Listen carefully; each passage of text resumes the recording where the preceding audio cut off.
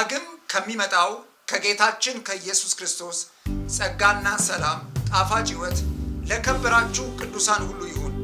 እስከ መጨረሻ ድረስ እንደምወዳችሁ ጌታችን ኢየሱስ ያውቃል። በዛሬው ትምህርታችን ስለ ነፍሳችን መልሕቅ እናወራለን። መልሕቅ ማለት ወይም አንከር ማለት አንድን መርከብ ከማዕበልና ከንፋስ የሚጠብቃት ነው። የነፍሳችን ጠባቂ የእግዚአብሔር ቃል የሆነው ጌታችን ኢየሱስ ነው። ማንም የሚጠበቀው የማንም ነፍስ በደህንነት የሚኖረው የእግዚአብሔር ቃል ሲይዝ ነው ወይም ሲኖረው ነው። በእግዚአብሔር ቃል የሌለ ሰው የማይገኝ ሰው ምን እንደሚገጥመው፣ ምን እንደሚፈትነው፣ ምን እንደሚያገኘው አይታወቅም። በስጋትና በጭንቀት በተለያየ ፈተናና መከራ ሊያልፍ ይችላል።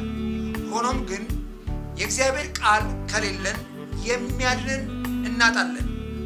ዛሬ የእግዚአብሔር ቃል እንዴት ነፍሳችንን እንደሚጠብቅና እያዳነ እንደሚኖር እንመለከታለን። መጽሐፍ ቅዱስ እንደሚናገርም በዓለም ሳላችሁ መከራ አለባችሁ፣ ነገር ግን አይዟችሁ እኔ ዓለምን አሸንፌአለሁ እንዳለ በተሸነፈ ዓለም ብንኖርም በተሸነፈ ዓለም በተሸነፈ መከራ ብንኖርም በተሸነፈ ፈተና ውስጥ ብናልፍም ነገር ግን የተሸነፈውን መከራ የሚያሳየን፣ የተሸነፈውን ፈተና የሚያሳየን፣ የተሸነፈውን ኃጢአት የሚያሳየን የእግዚአብሔር ቃል ነው።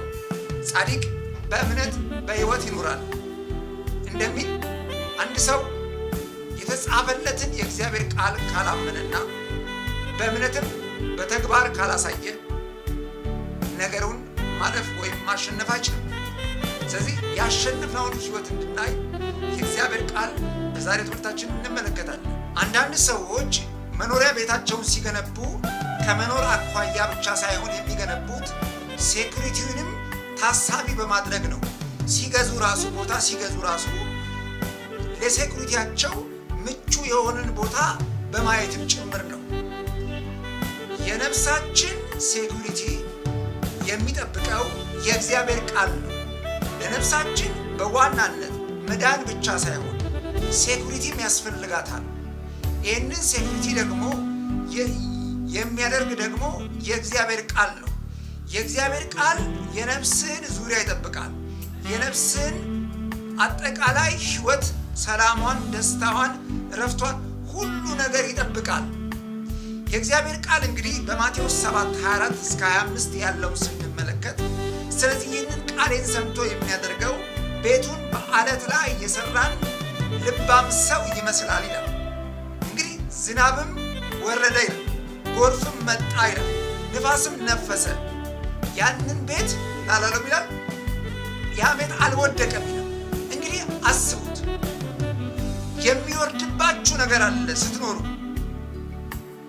የሚነፍስባችሁ ነገር አለ ስትኖሩ፣ ስትመላለሱ፣ ስትገቡ፣ ስትወጡ፣ በስራ ቢሆን፣ በትዳር ቢሆን፣ በቤተሰብ ቢሆን፣ በሀገር ቢሆን የተለያየ አይነት ነገር አለ።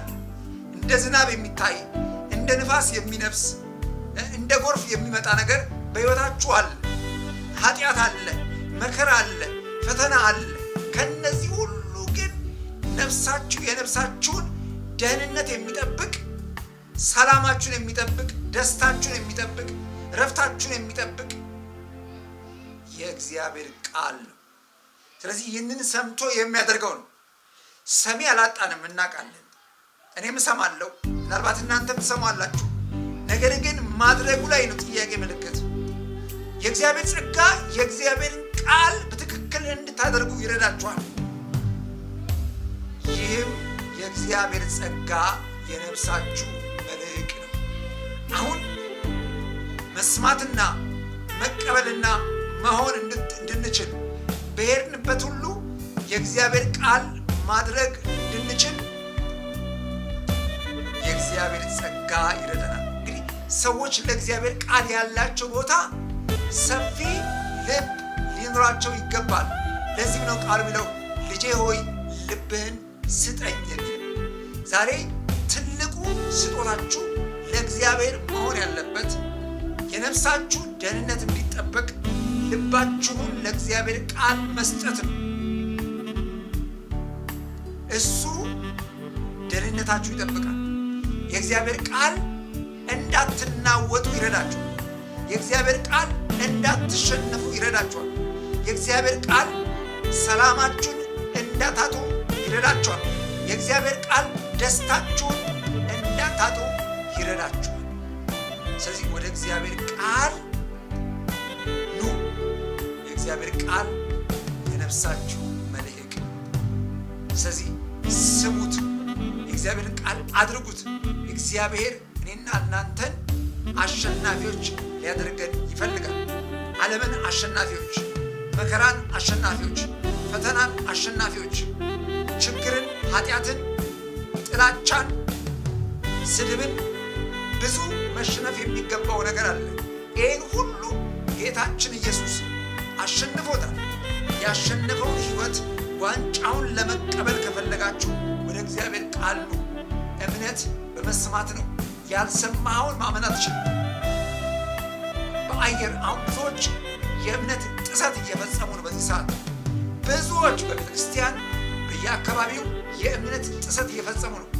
ያልሰሙትን ነገር፣ ያላዩትን ነገር፣ ያየነው የሰማነውን እናወራለን የሚለው እኛ ባልሰማነው ነገር እናምናለን የምንለው ነገር ማይገባን ነገር ነው። የእግዚአብሔር ቃል በሌለበት እምነት የሚባል ነገር የለም። እምነት ያለው በእግዚአብሔር ቃል ነው። ከእግዚአብሔር ቃል ነው የሚመነጭልህ እምነት። ማሸነፍ የሚመነጨው በእግዚአብሔር ቃል ነው። ድል ማድረግ የሚመነጨው በእግዚአብሔር ቃል ነው። ሰላም የሚመነጨው በእግዚአብሔር ቃል ነው። ደስታ የሚመነጨው በእግዚአብሔር ቃል ነው። ወደ መልህቅ ተመለስ፣ ወደ መልህቅ ተመለስ። እግዚአብሔር የእምነትን ኃይል ይሰጣል። ድል ማድረግ በእግዚአብሔር ቃል ነው።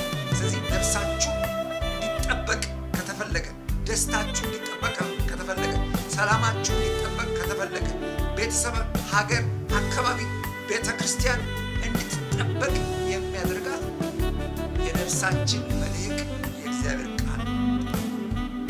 የእግዚአብሔር ቃል ወደ ልባችሁ አስገቡ።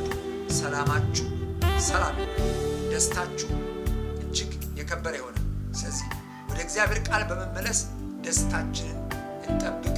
የነፍሳችን መልህቅ የእግዚአብሔር ቃል ነው። ሃሌሉያ! እንማር የእግዚአብሔር ቃል